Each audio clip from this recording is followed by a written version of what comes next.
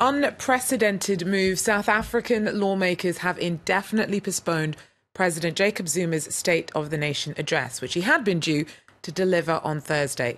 Parliament's Speaker claimed that the rescheduling is because the EFF opposition threatened to disrupt the speech. The postponement comes amidst growing calls for President Jacob Zuma to step down. He's been caught up in several corruption allegations over the course of his leadership. The highest decision-making body of the ruling ANC party had been due to discuss the leader's future on Wednesday, but that meeting was also pushed back until the 17th. For more on all of this, we're joined by Aisha Ismail. She's in Cape Town for us.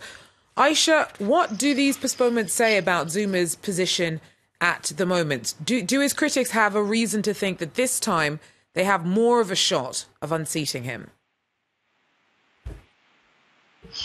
Well, Georgia, one never knows with President Jacob Zuma, but let me first take you back to what happened on the weekend.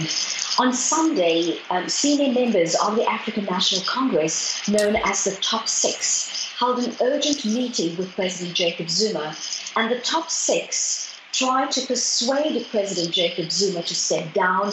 They wanted him to go quickly and they wanted him to go quietly. But he remained defiant and he refused to go.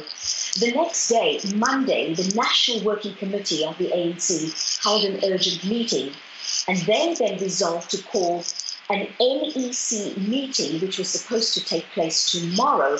These are 80 very powerful members of the African National Congress. And as you said earlier in your introduction, it is the highest decision-making body of the ANC, and it is the only body who can recall President Jacob Zuma. Of course, they can recall him, but if he refuses to go, there's very little they can do. But the only option that they have would be to have a motion of no confidence brought in Parliament against President Jacob Zuma. But of course, they don't want to do that.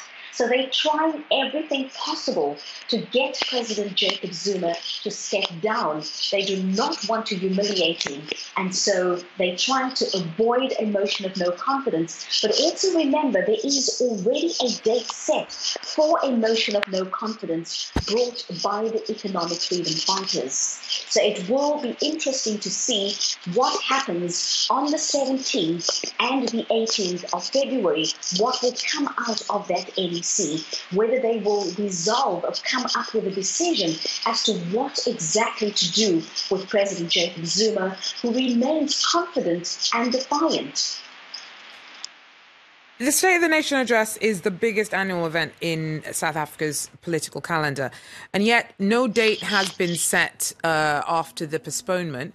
What's the response to all of this been from the various opposition parties? Well, all the opposition parties have welcomed this decision to postpone the State of the Nation address. The economic freedom fighters have made it clear that there will be no SONA for as long as President Jacob Zuma remains at the helm of the presidency. They're saying that they will continue to disrupt Parliament if he remains the president of South Africa.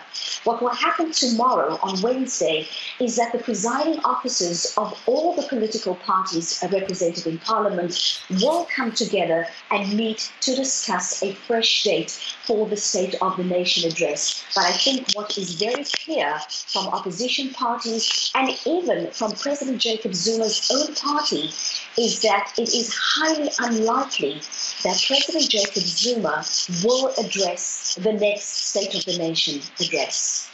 Thanks very much, Aisha Ismail, there for us in Cape Town. In other news,